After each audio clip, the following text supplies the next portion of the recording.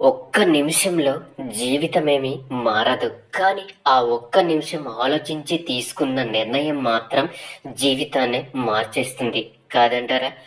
ప్రేమగా పలకరిస్తే పరాయి వాళ్ళు కూడా మన వాళ్ళు అవుతారు.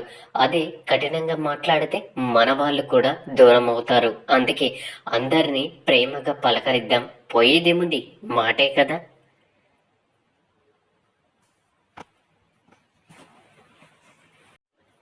ఒక కప్ప తామర పువ్వు చుట్టే ఉంటుంది. కానీ ఎక్కడ నుంచో వచ్చిన తేనెటీగ మాత్రమే తామర పువ్వు యొక్క మకరంధ్రాన్ని ఆస్వాదిస్తుంది. మనం ఎక్కడున్నామన్నది ముఖ్యం కాదు, మనం ఏం చేస్తున్నామన్నదే ముఖ్యం. కష్టాన్ని ఎదిరించే దమ్ము, అలాగే బాధలను భరించే ఓర్పు ఎప్పుడైతే నీలో ఉంటాయో అప్పుడే జీవితంలో నువ్వు గెలవబోతున్నావని అర్థం. తప్పులు చేసేవాడు అమాయకుడు. ఒక తప్పుని మళ్ళీ మళ్ళీ చేసేవాడు మూర్ఖుడు. తప్పులే చెయ్యనివాడు చేతకానివాడు.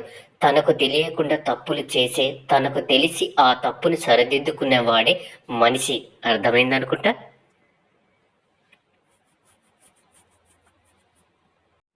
ఇది కలియుగం కాదు, అవసర యుగం.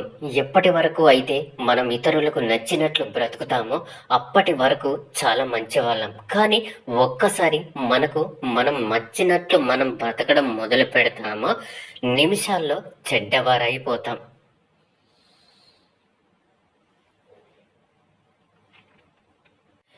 చినుకంత అనుమానం కూడా ఏ బంధానికైనా ప్రమాదమే. సముద్రమంత ప్రేమ ఉన్నప్పటికీ ద్వేషానికి, అలాగే దూరానికి అదే మూల కారణం. అనుమానించకండి, అర్థం చేసుకోవడానికి ప్రయత్నించండి.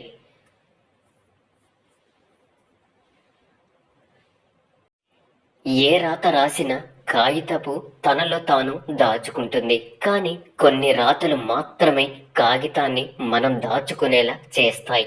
కొన్ని పరిచయాలు కూడా అంతే.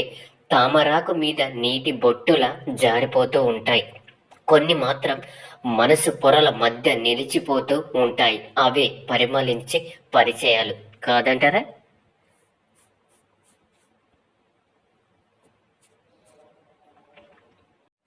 నీ బలం ఎవరికి తెలియకపోయినా బ్రతికేయవచ్చు. నీ బలహీనత మాత్రం ఎవ్వరికి తెలియనివ్వకు, బ్రతకనివ్వరు. బలహీనులు మాత్రమే ప్రతీకారం కోరుతారు. బలవంతులు మాత్రమే సహిస్తూ మౌనంగా ఉంటారు. ఇక బుద్ధివంతులు మాత్రమే జరిగినవి మర్చిపోయి ప్రశాంతంగా జీవిస్తారు.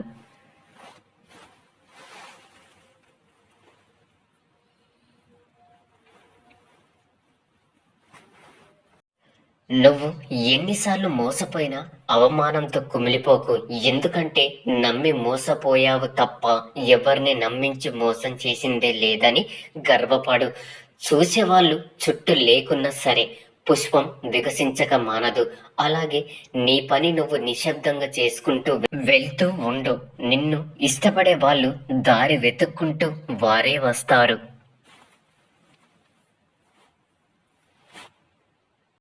అందరికీ అందుబాటులో ఉండకు, అలుసైపోతావు. ఎవరితో ఎంతవరకు ఉండాలో అంతవరకే ఉండు. అర్హత లేని వాళ్లకు అతిగా చనువు ఇవ్వడం ఆత్మాభిమానానికి హానికరం.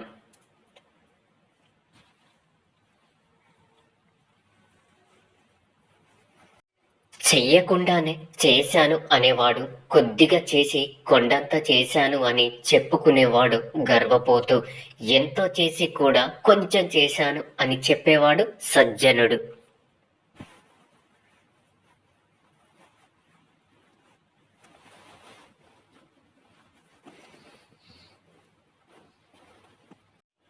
ఎన్ని గ్రామ సింహాలు ఒక్కటై ఎన్నిసార్లు మొరిగిన ఒక్క సింహ గర్జనకు కూడా సమానం కాదు.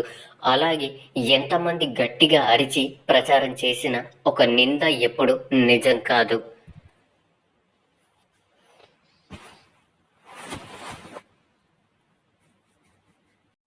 మనిషిలో అహం తగ్గిన రోజు ఆప్యాయత అంటే ఏంటో అర్థమవుతుంది. గర్వం పోయిన రోజు ఎదుటి వారిని ఎలా గౌరవించాలో తెలుస్తుంది. నేనే నాకేంటి అనుకుంటే చివరికి ఒక్కడిగానే మిగిలిపోవాల్సి వస్తుంది. గౌరవ మర్యాదలు ఇచ్చిపుచ్చుకుంటూ ఆనందంగా ఇతరులతో కలిసి జీవించడమే మంచి జీవితం అనబడుతుంది.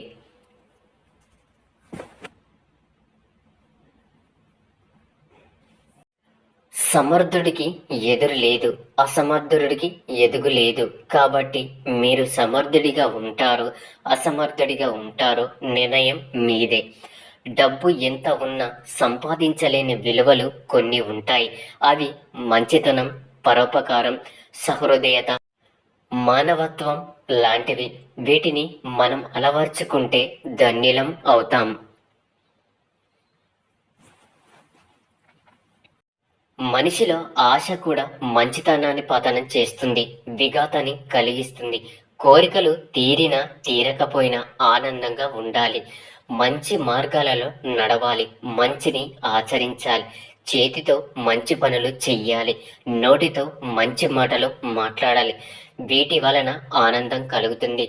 మంచి పలకడం, మంచి వినడం, అలాగే మంచి చూడడం, మంచి చేయడం, ఇవి మన జీవితంలో తోడుగా నిలుచుంటే చాలు. మంచితనం అదే మనకు ఆభరణంగా నిలుస్తుంది.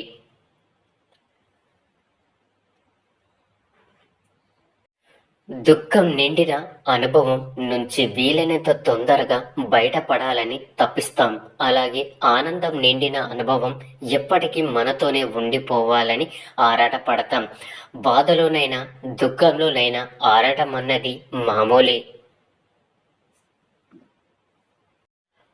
అడిగేవాడు తీరని సందేహాన్ని, తెలియని సమాధానాన్ని అడిగి తెలుసుకోగలడు. అడగని వాడు సమస్యకు భయపడుతూ తెలియని విషయాన్ని ఎప్పటికీ తెలుసుకోలేడు. కష్టాలు నీ శత్రువు కాదు, నీ బలాన్ని, నీ బలహీనతని నీకు తెలిపే నిజమైన నేస్తాలు. మాట వినపడని వాడు చెవిటివాడు కాదు, మంచి మాట వినిపించుకునేవాడు నిజమైన చెవిటివాడు. అర్థమైందనుకుంటా. పచ్చ నోట్లు మనల్ని కాల్చడానికి గంధపు చెక్కలను ఇస్తాయేమో, కానీ మన కోసం కనీసం 2 కన్నీటి బొట్లనైనా కాల్చవు. కాబట్టి డబ్బు ఒక్కదానికే ప్రాధాన్యతనిచ్చి నీ జీవితాన్ని అధపతలానికి తొక్కేయకు. మనం ఎప్పుడు లోపలికి చూసుకోము, బయటికి చూస్తాము. ప్రతి ఒక్కరూ ప్రపంచాన్ని మార్చడానికి సిద్ధపడతారు. మారాల్సింది ప్రపంచాన్ని కాదు, ముందు మనల్ని మనం మార్చుకోవాలి.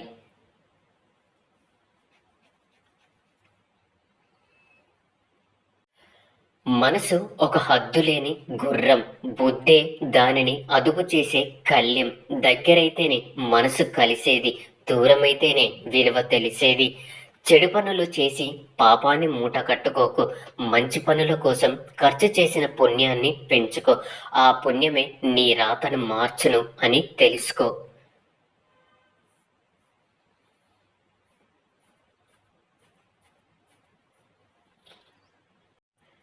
నీవు దాచుకున్నది చెయ్యి జారిపోతుంది, ఇతరులకు ఇచ్చి సహకరించింది నీ ఖాతాలో జమ అవుతుంది. అర్థమైందనుకుంటా. సంతోషం అంటే ఏమిటో తెలియడానికి దుఃఖం ఉండాలి. దుఃఖం లేకపోతే సంతోషంలో ఉన్న గాఢత మన అనుభవంలోకి రాదు.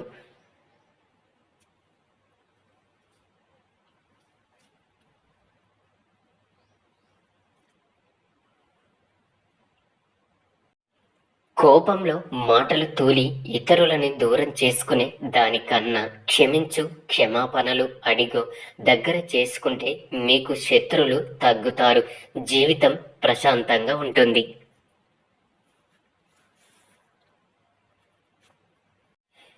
తెలియంది తెలుసుకుంటే జ్ఞానం, తెలిసింది దాచుకుంటే అజ్ఞానం కాదంటారా? మంచి మాట, అలాగే మంచి ఊహ మనిషికి మనసుకు ఎంతో ఆరోగ్యకరం.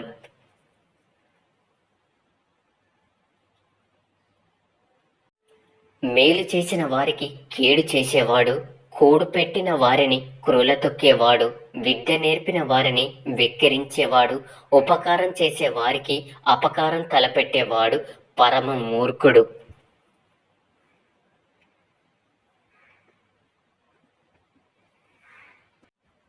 ఆవేశం అధికమైతే ఆలోచన తగ్గుతుంది. ఆలోచన తగ్గితే అంధకారమే మిగులుతుంది. కాబట్టి పెద్దలు తన కోపమే తనకు శత్రువు అన్నారు. గుర్తుంచుకోండి. అలవాట్లు మనం ఉపయోగించే చేతి కర్ర వలె ఉండాలి. అంతేకాని మనం ఆధారపడే ఊత కర్రలాగా ఉండకూడదు.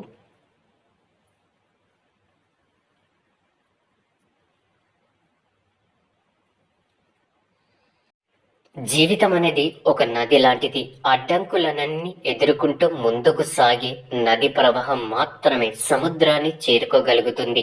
అలాగే జీవితం అనే దారిలో రాళ్ళుంటాయి, అలాగే ముళ్ళుంటాయి.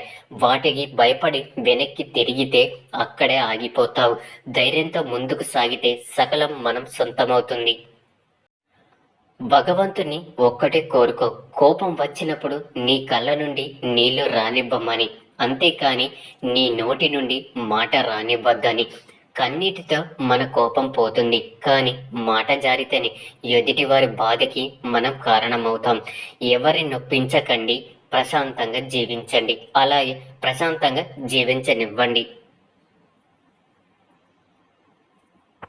మనది ఎంత గొప్ప మతమైనా అందరూ చూసేది మానవత్వాన్ని. ధనముంటే ధనవంతుడు అంటారు, అదే దానం చేస్తే భగవంతుడు అంటారు. ఇది తెలియక చాలా మంది ధనవంతులుగానే మిగిలిపోయారు కాదంటారా?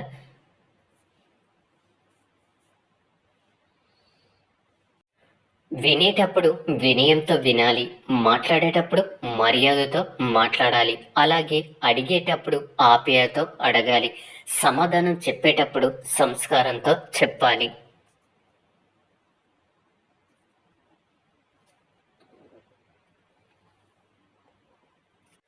కోపం హద్దులు దాటుతున్నప్పుడు మాటలతో సమాధానాన్ని ఎప్పుడు చెప్పకండి. నీ మౌనానికి మించిన బలమైన సమాధానం మరొకటి లేదు. గుర్తుంచుకోండి.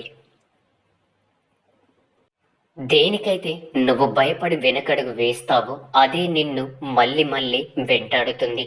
ఒక్కసారి ఎదురు వెళ్ళి చూడు, ఆ భయమే నీకు భయపడుతుంది. జాగ్రత్తగా ఉండండి, అలాగే ధైర్యంగా ఉండండి.